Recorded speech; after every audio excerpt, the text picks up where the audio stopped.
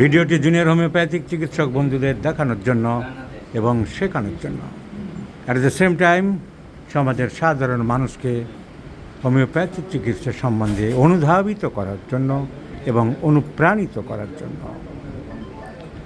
বিভিন্ন রকম রোগ হোমিওপ্যাথিতে অত্যন্ত সাকসেসের সাথে আমরা আরোগ্য করতে পারি। But every science has its own scope and limitation. বিজ্ঞানের প্রতিটা শাখায় তার একটা লিমিটেশন আছে, লিমিট নির্ধারণ করা আছে। সব প্যাথিতে সব চিকিৎসা বিজ্ঞানে সারানো যায় না। Homeopathy is not beyond this rules and regulations, but there are diseases যেগুলো অ্যালোপ্যাথিতে কিছুই করা যায় না, করতে পারে না।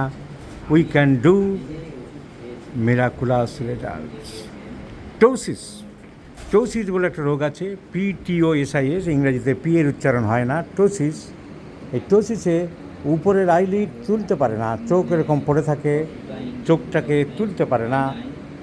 হয়তো এই দিকে বাম দিকের যদি হয় তাহলে সেটা তুলতে পারবে না, ডান দিকেরটা পারবে। এই টোসিস অ্যালোপ্যাথিতে কোনো চিকিৎসা নেই, একমাত্র বটক্স বলে একটা ইঞ্জেকশন দেয়। বটক্স ইঞ্জেকশন দিয়ে নার্ভটাকে সচল করার চেষ্টা করে, কারণ এটা নার্ভ ড্যামেজের জন্য হয়। Which nerve damage this is the third motor nerve, cranial nerve, oculomotor nerves. Oculo means ocular muscles, ocular means গোল, ocular muscles of the eyeball, সেগুলোকে কন্ট্রোল করে বলে এই। এবং মোটর নার্ভ ব্রেনের ভিতর থেকে কন্ট্রোল হয় বলে একে বলা হয় অকুলোমোটর নার্ভ। তাহলে এই অকুলোমোটর নার্ভটা প্যারালাইসিস হয়ে যায়, যার জন্য মানুষ চোখের পাতাটা তুলতে পারে না। চোখ একবার পড়লে সেই পাতা তুলতে পারে না। এই রোগটার নাম হচ্ছে টোসিস, ইংরেজিতে PTOSIS, পি এর উচ্চারণ হয় না। অনেক জায়গায় ইংরেজিতে পি এর উচ্চারণ হয় না, যেমন নিউমোনিয়া পি লিখতে হবে কিন্তু পি এর উচ্চারণ হবে না। যেমন শরিক, পি এর উচ্চারণ হবে না। ইংরেজদের একটু নিয়মকানুন আলাদা। তো এটা কেন হয়? ওই যে নার্ভটা প্যারালাইসিস হওয়ার জন্য এখানে যে মাসেলটা আছে উপরে, এই মাসেলটার নাম আছে সুপিরিয়র প্যালপেব্রি মাসেলস বা প্যালপেব্রি সুপিরিয়রিস। উপরের দিকে টেনে তোলে মাসেলটা, সেই মাসেলটা আর কাজ করতে পারে না। তাহলে চোখের পাতা পড়ে যায়, চোখের পাতা আর তুলতে পারে না।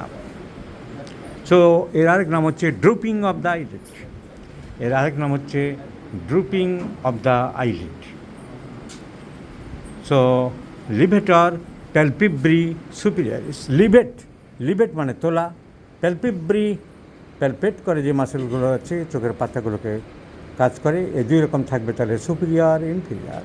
লিভেটার প্যালপেব্রি সুপিরিয়র মাসেল কাজ করে না, তার জন্য চোখের পাতা তুলতে পারে না। আমরা এরকম কেস আমরা বহু সাকসেস করেছি।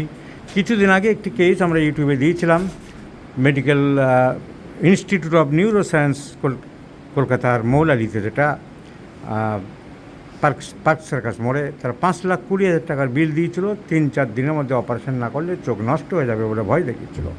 মাত্র একবারের ওষুধে তাকে 1 সপ্তাহের মধ্যে ঠিক করে দিয়েছিলাম। সেই কেস আমরা ভিডিও দিয়েছিলাম।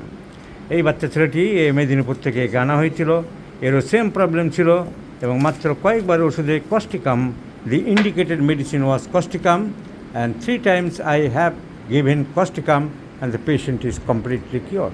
চোখ বন্ধ করো, পাতা উপরের দিকে তোলো, খোলো। এখন তুমি পুরো ফিট আছো। ওই গার্জিয়ান কোথায় গেল? এদিকে এসো। তোমার কে হয়? তোমার ছেলে। এখন তুমি স্যাটিসফাইড, পুরো ঠিক আছে, চোখ খোলা নামায় আর কোনো অসুবিধা নেই। তো এটা আমি সাকসেসফুল কেস আমাদের ডাক্তারদের দেখালাম, সাধারণ মানুষকেও বোঝালাম। আবার বন্ধ করো, খোলো, দেখাও। টোটালি বাম দিকের চোখে টোসিস ছিল, এ পাতা তুলতে পারত না। So this is another success and victory of homeopathy, my friends, and for the information to the general public of the society.